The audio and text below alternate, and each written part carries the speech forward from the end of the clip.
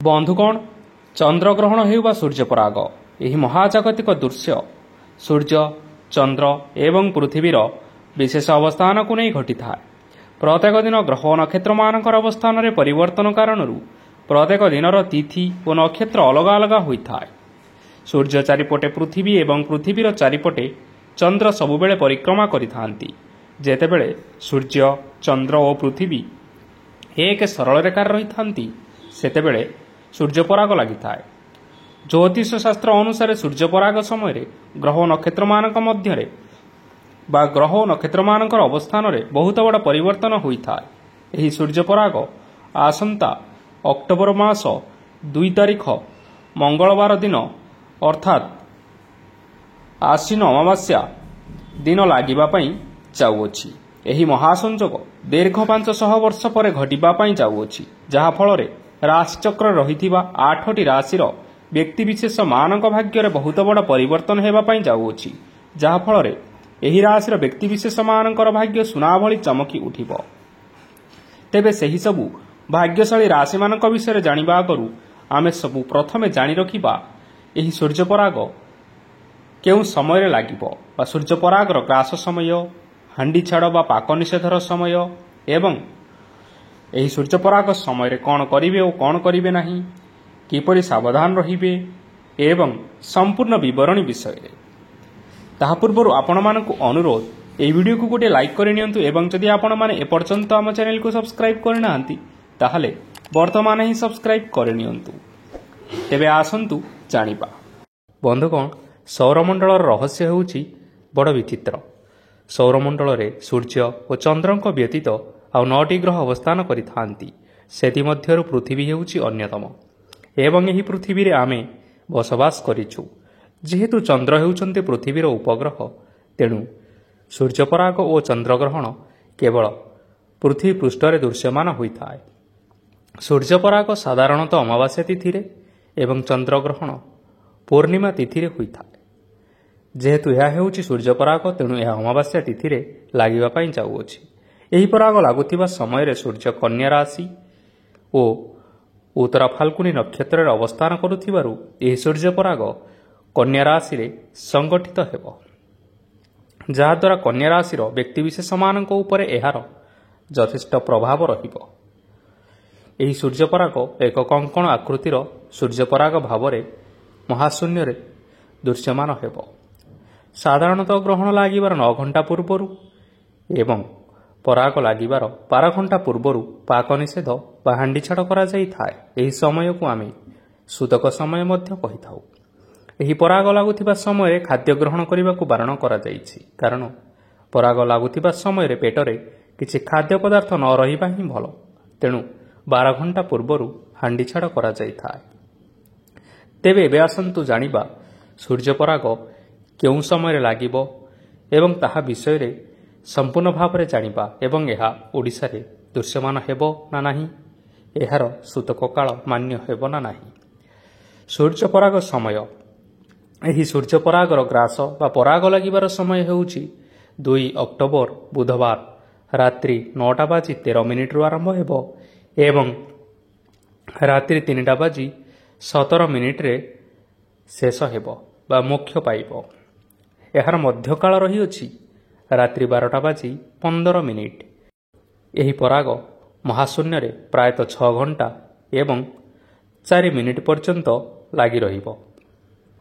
ଏହି ସୂର୍ଯ୍ୟପରାଗ America, Africa, Europe ସମେତ ପାଶ୍ଚାତ୍ୟ ଦେଶଗୁଡ଼ିକରେ ଦୃଶ୍ୟମାନ ହେବ ଏବଂ ଏହି ପରାଗ ଭାରତ ଓ ଓଡ଼ିଶାରେ ଦୃଶ୍ୟମାନ ହେବ ନାହିଁ। ଯେହେତୁ ଏହି ସୂର୍ଯ୍ୟପରାଗ ଭାରତରେ ବା ଓଡ଼ିଶାରେ ଦୃଶ୍ୟମାନ ହେବ ନାହିଁ, ଏହି ସୂର୍ଯ୍ୟପରାଗର ସୂତକ ସମୟ ବା ପାକ ନିଷେଧର ସମୟ ମାନ୍ୟ ହେବ ନାହିଁ। ତେଣୁ ଏହି ସୂର୍ଯ୍ୟପରାଗ ଲାଗୁଥିବା ସମୟରେ ହାଣ୍ଡିଛାଡ଼ ବା ପାକ ନିଷେଧ ମଧ୍ୟ ପାଳନୀୟ ହେବ ନାହିଁ। କିନ୍ତୁ ଏହି ସୂର୍ଯ୍ୟପରାଗର ପୃଥିବୀ ଉପରେ ନିଶ୍ଚୟ ପ୍ରଭାବ ପଡ଼ିବା ପାଇଁ ଯାଉଅଛି। ତେଣୁ ଏହି ସମୟରେ ଗର୍ଭବତୀ ମହିଳାମାନେ ନିଜକୁ ସାବଧାନ ରଖିବା ଆବଶ୍ୟକ। ଏହି ସମୟ ଗର୍ଭବତୀ ମହିଳାମାନଙ୍କ ପାଇଁ ବହୁତ ସମ୍ବେଦନଶୀଳ ଏବଂ ଅଶୁଭ ହୋଇଥିବାରୁ ସେମାନଙ୍କୁ ସାବଧାନ ରହିବା ସହିତ ସୂର୍ଯ୍ୟପରାଗ ଦେଖିବା ପାଇଁ ମଧ୍ୟ ବାରଣ କରାଯାଇଛି। ଏହି ସୂର୍ଯ୍ୟପରାଗ ମୁଦ୍ରିକା ଆକୃତିର ଲାଗିବାର ଅଛି। ତେଣୁ ଏହି ସମୟରେ ସୂର୍ଯ୍ୟଙ୍କୁ ଖାଲି ଆଖିରେ ଦେଖନ୍ତୁ ନାହିଁ, କାରଣ ସୂର୍ଯ୍ୟଙ୍କର ଖରାପ ରଶ୍ମି ଆମର ଦୃଷ୍ଟିଶକ୍ତି ଉପରେ ଖରାପ ପ୍ରଭାବ ପକାଇଥାଏ। ଜ୍ୟୋତିଷ ଶାସ୍ତ୍ର ଅନୁସାରେ ଏହି ସୂର୍ଯ୍ୟପରାଗ କାରଣରୁ ଗ୍ରହ ଓ ନକ୍ଷତ୍ରମାନଙ୍କର ସ୍ଥାନରେ ପରିବର୍ତ୍ତନ ହେବା ପାଇଁ ଯାଉଅଛି। ଗ୍ରହମାନଙ୍କର ପରିବର୍ତ୍ତନ କାରଣରୁ କିଛି ରାଶିର ବ୍ୟକ୍ତିବିଶେଷମାନଙ୍କ ଉପରେ ଅଶୁଭ ପ୍ରଭାବ ପଡ଼ୁଥିବା ବେଳେ କେତେକ ରାଶିମାନଙ୍କ ଉପରେ ଏହି ସୂର୍ଯ୍ୟପରାଗର ଶୁଭ ପ୍ରଭାବ ପଡ଼ିବା ପାଇଁ ଯାଉଅଛି। ତେବେ ଏହିସବୁ ଭାଗ୍ୟଶାଳୀ ରାଶିମାନେ ହେଲେ ମେଷ ରାଶି, ବୃଷ ରାଶି, କର୍କଟ ରାଶି, ତୁଳା ରାଶି, ବିଛା ରାଶି, ଧନୁ ରାଶି, କୁମ୍ଭ ରାଶି ଏବଂ ମୀନ ରାଶି।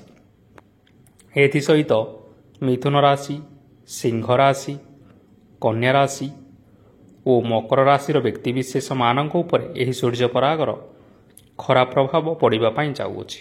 ତେଣୁ ଏହି 4ଟି ରାଶିର ବ୍ୟକ୍ତିବିଶେଷମାନେ ଏହି ସୂର୍ଯ୍ୟପରାଗ ଲାଗୁଥିବା ସମୟରେ ସାବଧାନ ରହିବାକୁ ଚେଷ୍ଟା କରନ୍ତୁ ଏବଂ ଏହି ସମୟରେ ଭଗବାନଙ୍କର ନାମ ଜପ କରନ୍ତୁ। ଜ୍ୟୋତିଷ ଶାସ୍ତ୍ର ଅନୁସାରେ ଏହି ସମୟ ସୀମା ମଧ୍ୟରେ କେତେଗୁଡ଼ିଏ କାର୍ଯ୍ୟ କରିବାକୁ ମଧ୍ୟ ବାରଣ କରାଯାଇଛି, ଯାହାଦ୍ୱାରା ଆମକୁ ବହୁତ ଅସୁବିଧାର ସମ୍ମୁଖୀନ କରିବା ପାଇଁ ପଡ଼ିଥାଏ। ତେବେ ଏବେ ଆସନ୍ତୁ ସେହିସବୁ କାର୍ଯ୍ୟଗୁଡ଼ିକ ବିଷୟରେ ଜାଣିନେବା। ଖାଦ୍ୟ ତିଆରି କରନ୍ତୁ ନାହିଁ। ସୂର୍ଯ୍ୟପରାଗ ସମୟରେ ଖାଦ୍ୟ ପଦାର୍ଥ ରୋଷେଇ କରିବାକୁ ସାଧାରଣତଃ ଅଶୁଭ ମନାଯାଇଥାଏ। ଏହି ସମୟରେ ରନ୍ଧା ହୋଇଥିବା ଖାଦ୍ୟ ଜ୍ୟୋତିଷ ଶାସ୍ତ୍ର ଅନୁସାରେ ସମ୍ପୂର୍ଣ୍ଣ ଭାବରେ ଅଶୁଦ୍ଧ ହୋଇଥାଏ। ଏଥିପାଇଁ ଆପଣମାନେ ସୂର୍ଯ୍ୟପରାଗ ସମୟରେ ରୋଷେଇ କାର୍ଯ୍ୟ କରନ୍ତୁ ନାହିଁ।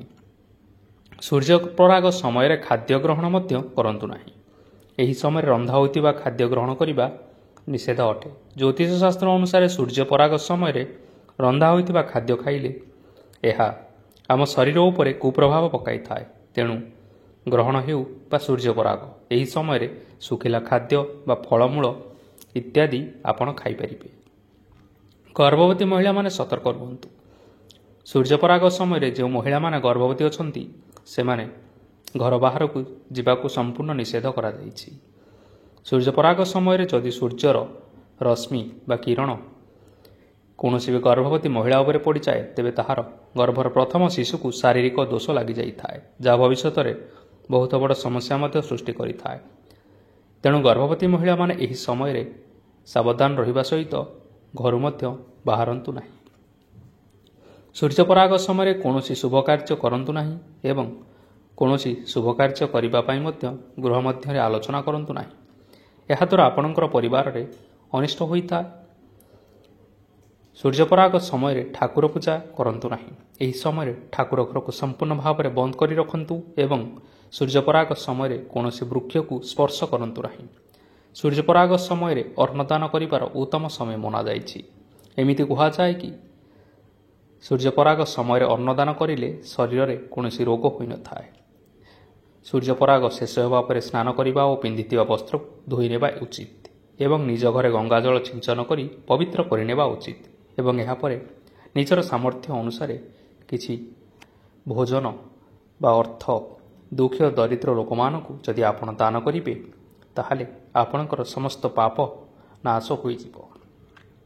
ସୂର୍ଯ୍ୟପରାଗ ସମୟରେ କାହା ସହିତ କଥା ହୁଅନ୍ତୁ ନାହିଁ ଓ ସେହି ସମୟରେ ଭଗବାନଙ୍କର ମାଳା ଜପ କରନ୍ତୁ। ଏହାଦ୍ୱାରା ସୂର୍ଯ୍ୟପରାଗର ଖରାପ ପ୍ରଭାବ ଆପଣଙ୍କ ଉପରେ ପଡ଼ିପାରିନଥାଏ ଏବଂ ସୂର୍ଯ୍ୟପରାଗ ସମୟରେ ସୂର୍ଯ୍ୟଙ୍କଠାରୁ ବାହାରୁଥିବା କିରଣ ବା ରଶ୍ମି କ୍ଷତିକାରକ ହୋଇଥାଏ। ତେଣୁ ଏଥିପାଇଁ ଆପଣମାନେ ସୂର୍ଯ୍ୟପରାଗ ସମୟରେ ଆପଣଙ୍କର ଗୃହର ସମସ୍ତ କବାଟ ଓ ଝରକା ଇତ୍ୟାଦି ବନ୍ଦ କରି ରଖନ୍ତୁ, ଯାହାଦ୍ୱାରା ସୂର୍ଯ୍ୟଙ୍କର କିରଣ କେବେ ହେଲେ ଆପଣଙ୍କ ଘରେ ପ୍ରବେଶ କରିପାରିବ ନାହିଁ।